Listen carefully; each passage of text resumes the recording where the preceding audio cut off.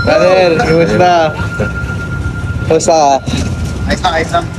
Hindi pa bilang ba yun? Ayan na, bali naka-half siya. Ginawa namin last year. Kaya pa ba yan? Oo, kaya pa naman. Tapos may nag-dreadlocks na sa kanya. Okay lang, kaya to. Idresa natin lahat. Ito ang 10 months old na dreadlocks freeform. Tatastasin natin yan para uniform sila lahat. Susuklayin ni Kaloy.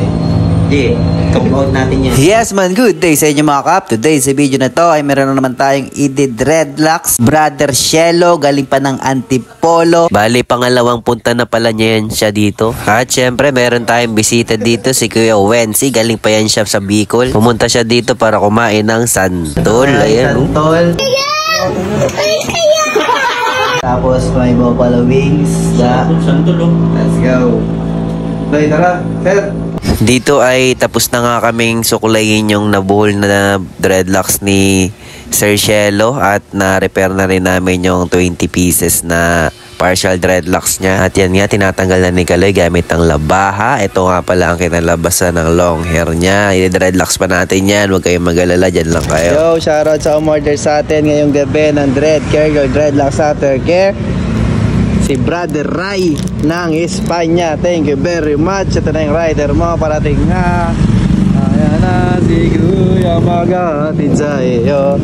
Ayan, tapos na kami mag-sectioning sa taas. Inabot siya ng 60 pieces. At dahil nagutom kami ng mga oras na yan, shoutout sa Angel's Burger. Dito naman ay inumaga na kami sa pagde-dreadlocks. Mahaba din kasi ang buhok ni Brother Shelo, kaya medyo matagal din gawin yung isang piraso. Kaya kung bala ka na maging isang dreadlock artist kagaya namin, ay talagang habaan mo ang iyong pasensya at tiyagaan mong mabuti para matuto. Dito nga ay haircut na lang tayo mga kap. Inabutan na kami ng umaga dyan. Pero tuloy pa rin tayo sa laban. Syempre di tayo pwedeng uminto. Tsagaan lang ba? Tsagaan lang. At sa mga gustong magpa-haircut at dreadlock, dito lang po kayo matatagpuan sa Cubao, Quezon City. By appointment po kami, kaya ipabook nyo na ang mga schedule na napili nyo. Yo, sa naghahanap ng treatment para sa dreadlocks nila, ito pa yung marerekomenda namin, Dubis Dreadlocks Treatment. Ma-order nyo to sa Shopee at sa TikTok Shop. Makakatulong tong dreadlock treatment para mas maging bouncy ang mga dreadlocks yung matitigas at malesen ang mga himul-mul dyan sa inyong mga strand. Tira nyo to sa Shopee at sa TikTok Shop. Dyan yung link sa description. May free tutorial na rin yan. I-scan nyo lang yung QR code na yan. Makapunta na kayo sa tutorial ko sa YouTube. At kung may tanong pa kayo, pwede kayo mag-comment dyan sa YouTube channel. Thank you very much! At kayo ay katatapos lang natin. Umabot tayo ng 28 hours. Ilang piraso lang yung ginawa natin, Loy? Additional strand natin ay 60 pieces plus yung repair na 23 pieces. Equals 83 pieces lahat yung nabuong dreadlock sa ulo ni Sir.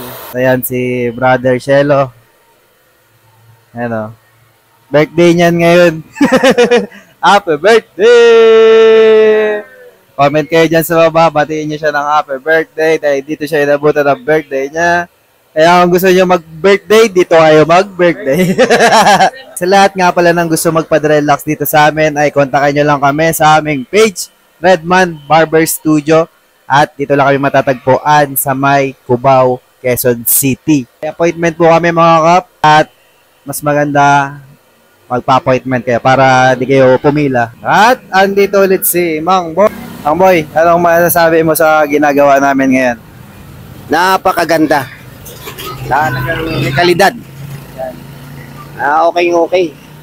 Sabi mo sa mga di pa nagpapakarwas dyan? Oo nga pala, kung sino man magpapakarwas dyan, ay ito, sa P1 Karwas. Malinis ang pagkarwas. Ayan si Kristong na naman, oh. Ano ba naman yan, Kristong? Iman yun, rapper na. Ganyan sumupad ng pangarap dito sa Dreadman Barbershop. Alam nyo na. Redman Seaman. Dreadman. 83, mas mahaba yung likod niya dahil ito yung nauna namin gawin. Basta dreadlocks, Dubis dreadlocks, maging solido pagayari. Sarap ito, sobrang swabe. Sulit na sulit pag si Dubis ang dumali. Basta dreadlocks, Dubis dreadlocks, maging solido pagayari. Bagayari.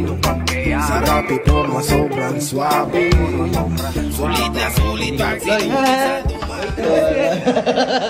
Si Brother Shelo, si Boss Mac. Ayan, si Kuya Eds, si Kuya Kaloy. Ayan, si Boss Mac. Hindi ka naman napagod na no. Oy, video ka pa dyan ah. Kala mo na ka makikita. Video ka pa. Tama, sa outdoor! Higahanapan kayo. Higahanapan sila. Ito na yung client nila. Ito na pala yung customer.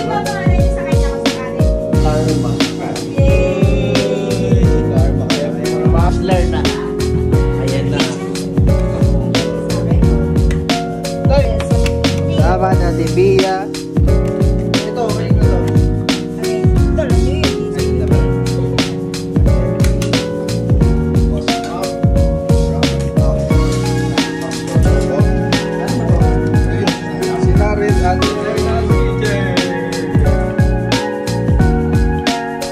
Pagtapos ng mahabang araw, kakain na kami ng sisi.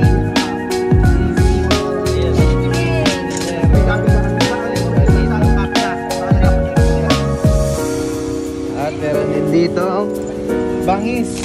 Ang bangis. Ayan o, pinabakbakan na ang bangis.